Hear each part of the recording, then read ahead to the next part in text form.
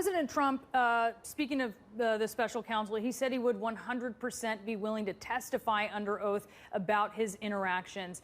Do you think that that is something that should go before Robert Mueller, the special counsel, or do you think it should go before Congress, or do you think both? The president should fully cooperate with the special counsel, and he's indicated that he will do so.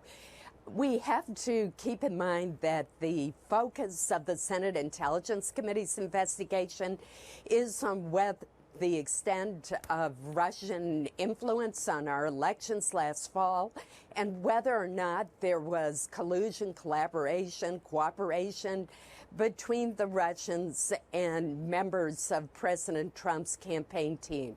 So there are two different investigations with two different emphases underway right now. Both are critical. Both are really important to our country. So it sounds like if he were to talk to, you would be comfortable with him just talking to Bob Mueller? Yes, I would be. And if he does, should video of that testimony be made public, do you think? Well, that really depends on how the special counsel decides to proceed. It would be unusual if in the midst of the investigation he were to release a video or a transcript of the investigation before the investigation is concluded.